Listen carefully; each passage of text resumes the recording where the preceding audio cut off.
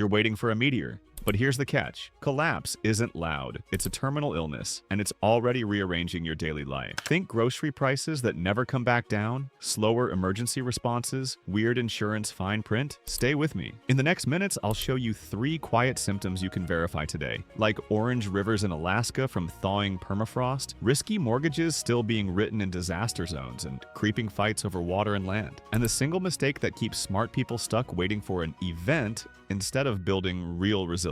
Before we move on, please take a moment to subscribe to the channel and like the video. You're waiting for sirens. Here's the thing, the real alarm is your life sanding down by about 5% a year, not a cliff, a slope. You feel it when your copay jumps, when the pharmacy closes at 6 instead of 9, when your kid's bus is consolidated and late becomes normal. It doesn't tweet, it drafts behind you like a tailgater.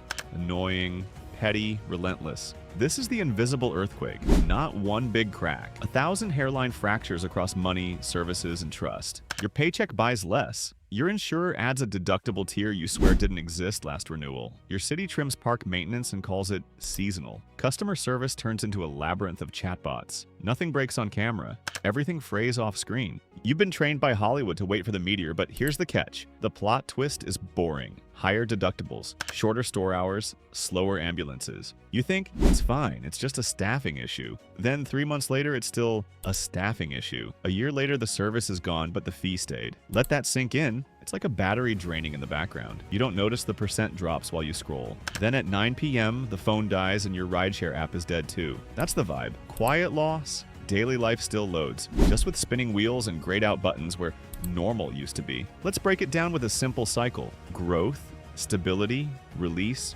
reorganization. That loop shows up in forests, startups, even neighborhoods. America rode growth, lived in stability, and now the cracks say release. That's when the tight, efficient system dumps stress fast. Services loosen, money leaks, trust thins, before you get to reorganize. It's not doom, it's a phase. But if you pretend it's still stability, you get blindsided by every late fee and outage. Here's a very non-Hollywood example. Municipal budgets are getting pinched by wildfire smoke cleanups on top of normal costs. Crews hose down ash, filters for public buildings get swapped early, events cancel. Meanwhile, tax bases shrink when people move, storefronts go dark, or properties get reassessed downward after repeat hits. Cities don't post "we're broke" signs. They quietly stop filling positions, delay repairs, and defer upgrades. Then a bus route disappears. Then the library opens 3 days a week, not 5. Then you wonder why your kid's rec league moved to a volunteer run field with broken lights. People keep saying once in a century, but the claims roll in on 5 to 10-year loops. Storm, fire, flood,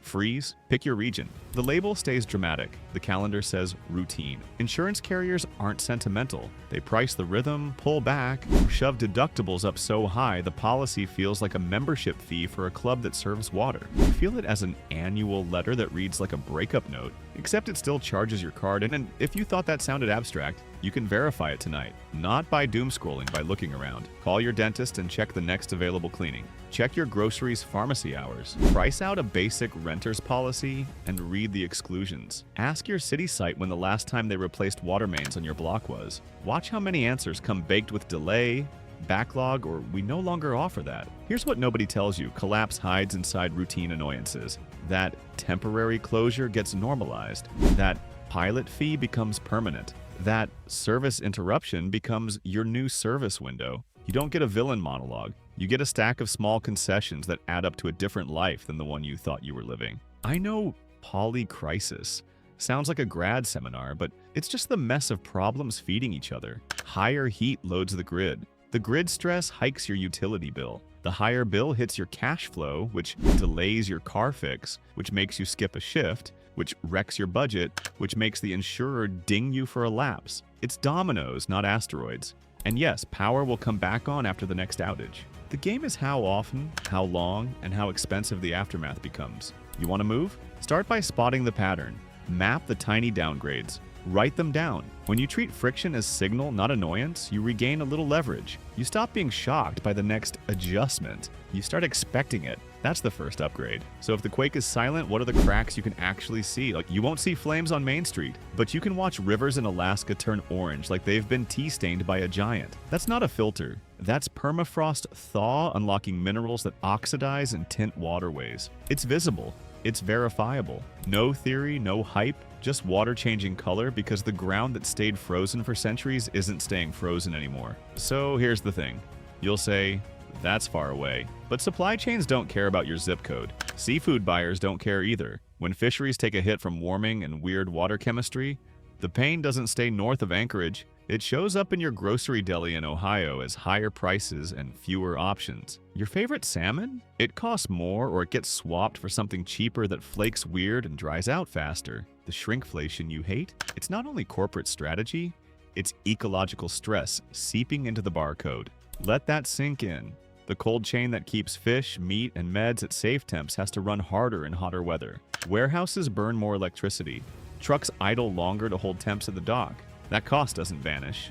It creeps into your bill. And when heat waves stack up, the grid wobbles. Utilities fire up expensive peaker plants and your rate plan magically adjusts. You didn't use more? Great. The system did. You still pay. You're not ready for what's next. Remember the smoke days when the sky turned weird and your weather app looked like a hazard sign? Smoke from Canadian wildfires pushed bad air across the Midwest and the East. Schools closed. N95 sales spiked. That's not a niche prepper moment. That's public health taking a time out. Parents scrambled for childcare. Outdoor work paused or pushed people into masks. And the kicker? When millions of people run air purifiers and AC on high at the same time, the grid gets stressed again. We pay for that twice. First on the electric bill, then in taxes when relief funds go out. But here's what nobody tells you. Local government budgets aren't built for this tempo. They're set up for potholes and sidewalks, not weeks of smoke mitigation and emergency HVAC filters for every public building. So money slides from prevention to reaction. Grants that should harden infrastructure get tapped to cover today's mess. The result is a permanent triage posture. City managers delay maintenance, defer park upgrades, and backfill staff with temps. You feel it when the pool closes early for the season and never returns to normal hours. You feel it when vaccination clinics cut back and you wait 3 weeks for a routine appointment. And if you thought food and air were the whole story, watch logistics get weird. Heat warps rails, roads buckle. Airports ground flights when density altitude says those jets need more runway than they have. That turns into missed connections, delayed shipments, and spoilage. Cold chain failure isn't dramatic on TikTok.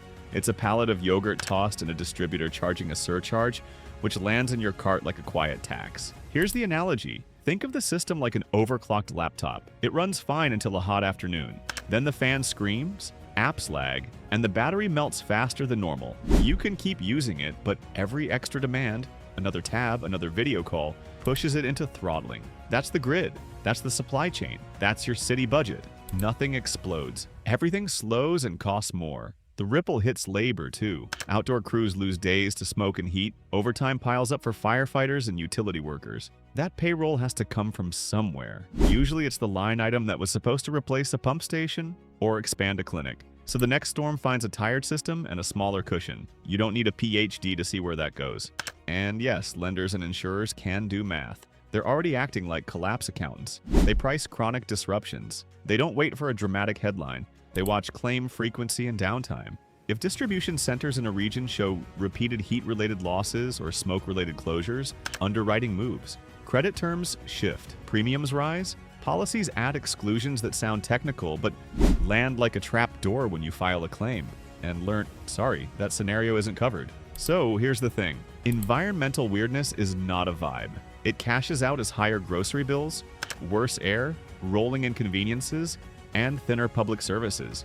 The Orange River is the postcard. The invoice is the surcharge on your weekly life. You can verify it tonight by checking meat prices, scanning your utility's peak event notices, and looking up your school's last air quality closure. Okay, nature sent the invoice.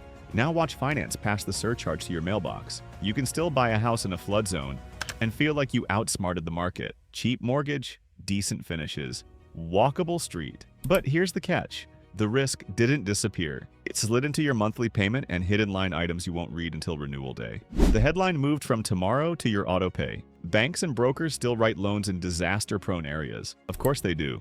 The risk gets sliced, blended, and sold. A little bit goes in your interest rate. A chunk lives in your insurance premium. The rest hides in resale uncertainty, which hits you when you try to leave, and your buyer's lender or insurer acts skittish. On paper, it looks affordable. In motion, it's a trap with nice countertops. Here's the thing. It feels fine until your insurer pulls out or your premium doubles. Then your deal turns into a second car payment that doesn't come with wheels. Deductibles start ballooning. You hear words like windstorm, wildfire, freeze, or named storm deductible. Exclusions sneak into the fine print like gremlins. You file a claim and learn your exact problem lives in the paragraph nobody reads because it's written like a software license. Major insurers are already pausing new homeowner policies in high-risk states. They're raising deductibles. They're narrowing coverage. The message is quiet but clear. They price the chaos, then hand you the bill. If you stay, you pay. If you go, you still pay at closing when buyers demand concessions or a premium credit to offset the risk. Let that sink in. FEMA flood maps lag reality, so buyers walk a property, check the map, and think, we're good. Except the water doesn't care about the color on a PDF. The lag creates a false sense of safety. You underprice the risk. Then a heavy rain finds the basement, or a king tide jumps the curb. That's when you realize your lender required the minimum, not the sensible. You saved a few hundred upfront and inherited thousands in exposure. Repeat hits do something else. They twist local budgets. After enough losses, property taxes creep up to fund remediation, levees, pumps, elevating roads, and stormwater fixes that were supposed to be 10 years out. Your house starts paying for the last storm while bracing for the next one. Neighborhoods get stigmatized in listings. Comps slide because buyers read between the lines. Motivated seller becomes code for, we took water twice, and the insurer got mean. You think renting saves you? Cute. Landlords don't eat rising insurance and maintenance out of kindness. They pass it on. Hello, rent hikes, plus mandatory liability add-ons and utility adjustments when buildings upgrade HVAC or backup power to stay insurable. You're not buying the risk, but you're leasing it by the month, with annual increases baked like a bad gym contract. And it's never just the premium, it's the hoops. 4-point inspections, roof certifications, elevation certificates, new flood vents you didn't budget for, a carrier wants cleared defensible space. There goes your shade tree and a weekend on a rented chipper. Fail the checklist, lose the policy, lose the mortgage, unless you land with a high-cost last resort plan that treats you like a liability with a front door. So here's the thing, the mortgage isn't just debt. It's an agreement between you and a stack of counterparties, lender, servicer, insurer, municipality. Each one can change the terms midstream. One letter shows up in July and your cash flow blows up in August. That's the silent squeeze. Not foreclosures on the 6 o'clock news. Just households recutting budgets, skipping repairs, and delaying moves because the exit ramp got priced out. There's a social twist too. Buyers start avoiding certain blocks. Agents put polite language in remarks. Sellers offer closing credits big enough to cover a year of premiums, which only confirms the risk to the next buyer. Schools lose enrollment when families relocate after repeat events. Small businesses nearby see weekend traffic fall. The neighborhood doesn't collapse.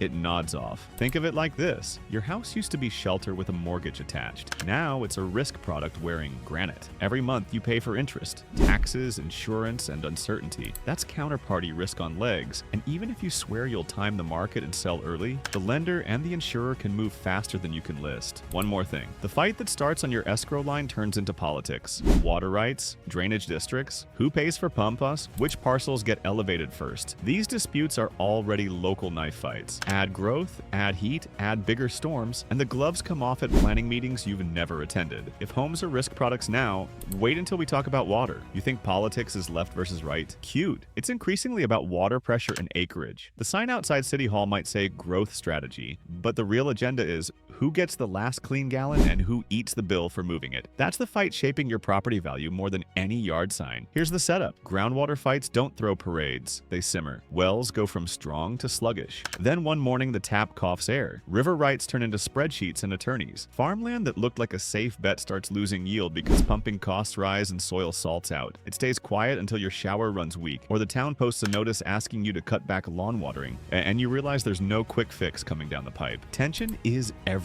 Urban versus rural, upstream versus downstream, county against county, state against state. Farmers arguing with data centers over who gets electricity and who gets cooling water. The rhetoric sounds polite, balanced growth, resource stewardship, but the choices are zero-sum at street level. If the industrial park wins a big user, the subdivision pauses, permits. If agriculture gets a bigger slice, the industrial park stalls. Someone waits, someone pays. You can already see the flashpoints. States are litigating over river compacts. Suburbs announce more moratoriums on new water hookups because the math says they can't add households without breaking the system. Town boards table projects that would have sailed through 5 years ago. And the new neighborhood villain? Mega warehouses and data centers. They promise tax base and jobs. They also demand huge power draw and water for cooling. In regions with stressed grids or strained aquifers, that turns into packed hearings and yard signs you've never seen before. Let that sink in. These aren't culture wars, they're capacity wars. When a utility is at the edge, every new connection is a political choice. That's why you see temporary hookups limits that turn into year-long pauses. Developers carry land longer. Projects get redesigned with smaller footprints or on-site storage. Tenants steer to less constrained metros. The growth story doesn't end. It drifts to where the tap turns on. Here's what nobody tells you. Drought cycles aren't just about a dry summer, they stack. Aquifers deplete over decades. Pumping goes deeper. Energy use rises. Margins thin. On the high plains, the Ogallala decline is the quiet headline. As levels drop,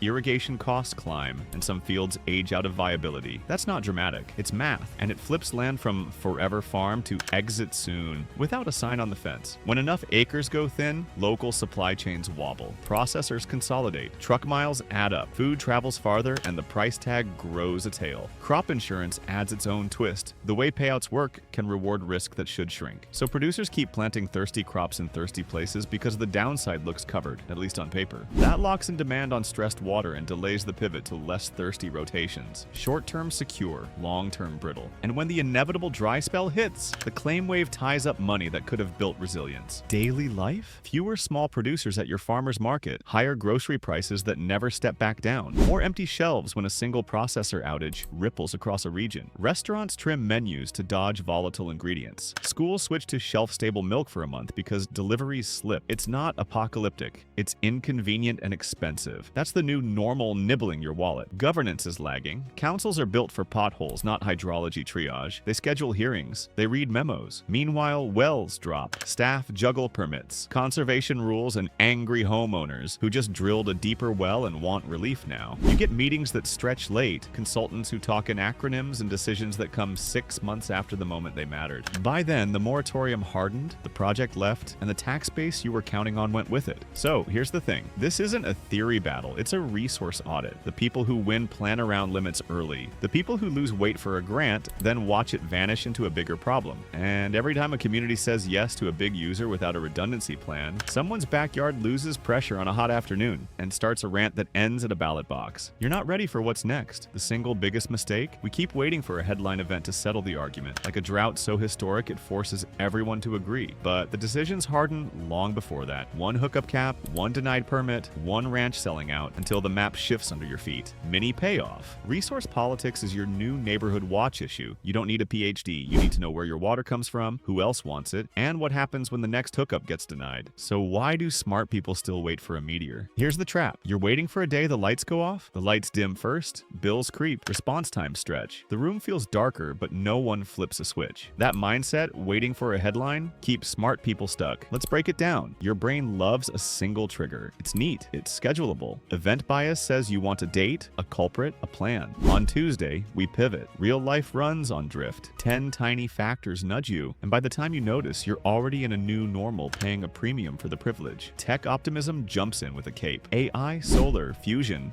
Done. I love tools. I also love seeing the catch in the contract. New tech does not cancel old behavior. Incentives still push us to consume first, optimize later. If your utility earns more selling more and your HOA hates panels, that solar isn't rescuing your block by Friday. And if your city budgets for expansion instead of maintenance, software won't patch a corroded pipe. So here's the thing. There's no technological solution if we keep burning the house while installing smarter smoke alarms. Tools help when you cut the fuel. Panels and batteries? Great. If you also shave peak use and stop acting like AC is free. Smart irrigation? Useful if you ditch lawns that gulp water like it's bottomless. Otherwise, you're just buying nicer ways to waste. Example time. EV adoption climbs. Good. But commutes keep stretching and lane miles expand like pizza dough. More miles, more energy, more tires, more everything. The grid gets upgrades. Nice. But cooling demand outruns them on the first 105-degree week. You feel proud about the charger in your garage. Then your subdivision hits a peak alert and your rate plan taps dance across your bank account. Let that sink in. Consumption patterns are sticky. We keep habits long after they stop serving us. That's why rebound effects slap people. You buy an efficient AC, then cool more rooms for longer because it costs less per hour. Net savings vanish in the halo of comfort. Same with cars, lighting, even apps that promise time saved. You fill the slack with new consumption and think you won. And this loops back to the bigger arc we already touched on, the cycle of growth, stability, release, reorganization. If we're in release, the game isn't pretending stability will return if we just buy shinier stuff. The move is to tighten the loop between tech and behavior, so we actually hit reorganization instead of stalling out and upgrade purgatory. Reframe the goal, not sustainability as a glossy slogan. Survival that preserves the core of tech humanity. Keep medicine stable. Keep communications alive. Keep knowledge backed up in boring ways that don't fail on a hot Tuesday. Hospitals with redundant power that isn't just diesel. Community clinics with pharmacy stocks that don't hinge on a single truck. Mesh networks that run when one node drops. Data backed up offline so a ransomware hiccup doesn't erase records. You want to test? Ask, if this tool dies for a day, do we lose a life, a business, a year of data? If yes, build the boring backup now. If no, it's optional flair and you can wait. That's how you separate survival stack from gadget stack. Tech will help, but only when incentives stop rewarding waste and delay. Rate designs that punish peak draw instead of hiding it. Permitting that favors neighborhood scale fixes. Insurers that discount real mitigation, not just paperwork. You don't need a revolution. You need a nudge that flips the default from brittle to dull and dependable. Here's the analogy. Think of your city like a restaurant kitchen during a rush. New knives don't help if the line keeps adding orders faster than the staff can plate them. The first move is to cut the menu, add prep, and keep the cold stuff cold. Then you sharpen the knives. Then you buy the fancy oven. Sequence matters, or you just slice faster while the walk-in fails. Mini payoff time.